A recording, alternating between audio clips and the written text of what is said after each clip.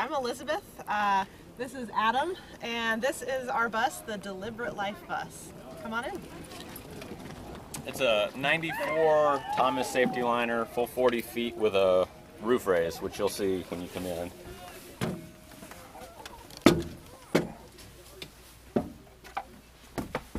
So we started in 2016, February, and did our own roof raise, and it took about 6 months or more to do the raise itself. We didn't know what we were doing. I mean, I especially didn't know what I was doing. Adam had never welded before.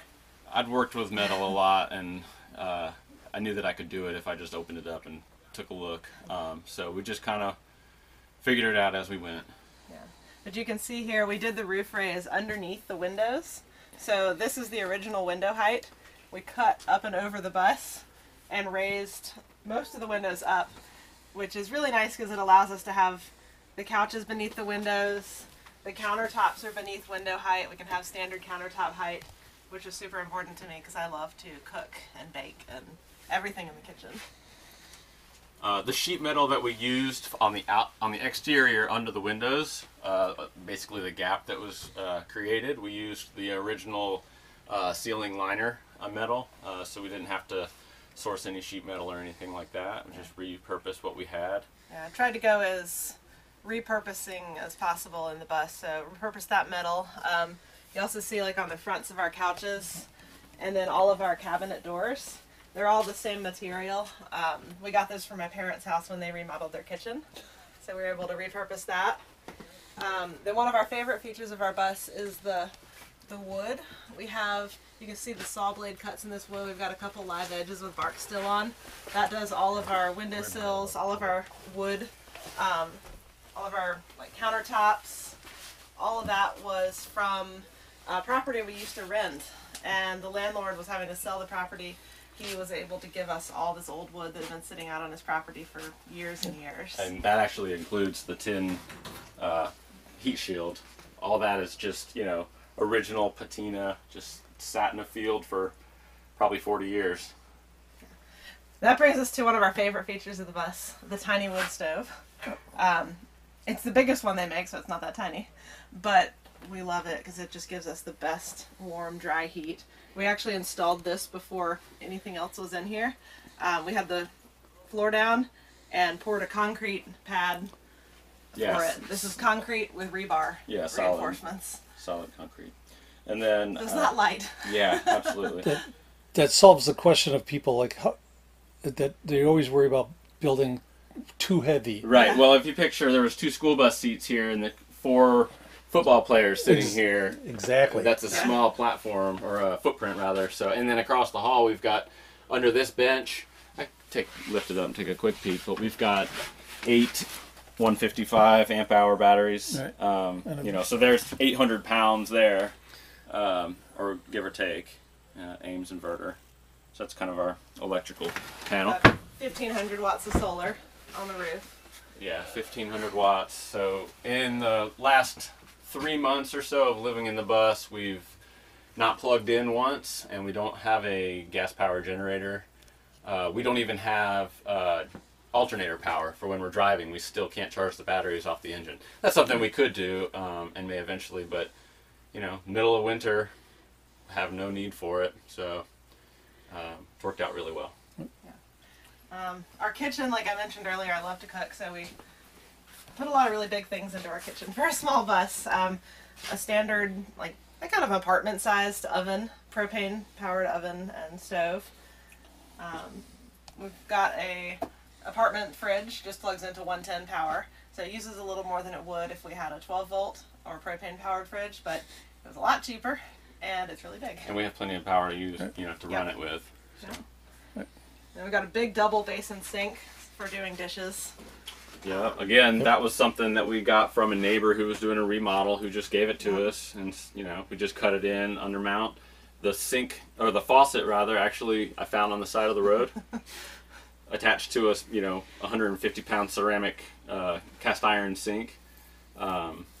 Which we tried to clean up to put in the bus. Yeah, and it was really heavy, but it was pretty coated in paint. Yeah, we got the Berkey, so you know we can filter water on the go, whether it's, all of our drinking water goes through the Berkey, but it makes it so if we had a creek nearby, we could fill it up out of the creek. Yeah, and we don't have to worry about sketchy water sources. Sometimes you fill up at a gas station and it's not the best tasting water. You never know what chemicals are in there, so the Berkey takes care of all of that. Yeah, we have a hot water heater behind our trash can just to excel, which is, we had the EcoTemp, but it gave us some issues, so we've got the Excel now, and we do like that. Get the bread out of the oven in just a minute.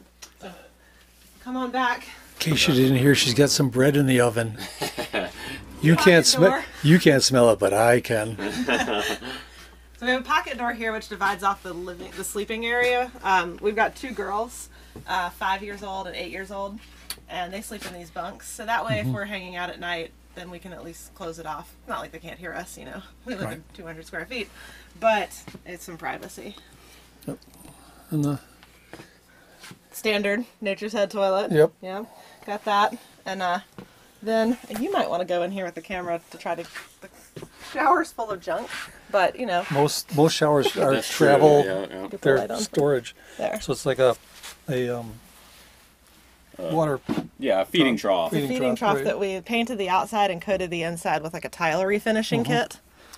I haven't seen one yet that wasn't full of stuff. Yeah, I'll show the copper. I don't know if you can see the. Yep. That was cool. Part of the reason Nice we did big, the roof like raise. almost rain head kind of shower head. Yeah, and then copper. We use copper for all the shower curtain rod and the other curtain we've got rod. our toilet paper Yep. holder. Part of the reason we did the roof raise was to make it so Adam could shower without scrunching down. I'm gonna get my bread out of the oven.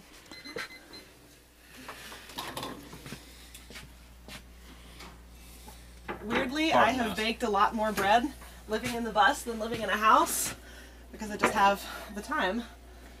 Yeah, on day 2 or 3 of living in the bus, we were parked beside the Buffalo National River in Arkansas, I believe it is, and she made cornbread, and it was like raining outside, and the river's right beside the bus. It was kind of a surreal, like, wow, this is real life moment. Like we're baking bread in this wilderness, so that was cool. Yeah, we've made a full Thanksgiving meal in here.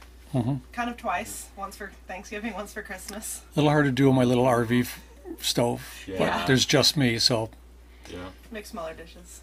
yeah. I have trouble cooking for one. Yeah. And I don't have a big refrigerator for leftovers, so Yeah. I tend to eat way too much. The back of the bus is still unfinished. We've got closets with shelves going down. I do like the barn door. Probably hard to get a picture of that, but Do you have trouble with that moving while you're driving? we've got good question though. We've got a hook and eye loop or a hook and eye latch right here, gotcha. so we can lock it in an open or closed position. So, and then under the bed, I'm not going to really lift it up because it's Don't worry ugly. about But we've got 2 46-gallon freshwater tanks down there. Our water pump. So that's mostly water stuff. The pump, the filter, all that. And then we do have some hanging storage that are needing to be kind of rebuilt right now. But with a bunch of sleeping bags, camping equipment, climbing equipment.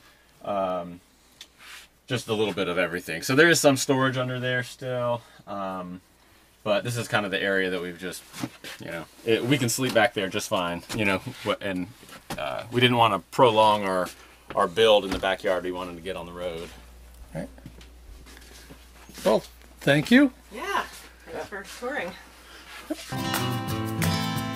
I hope you enjoyed the tour of this week's rig, and join us again next Saturday for another episode.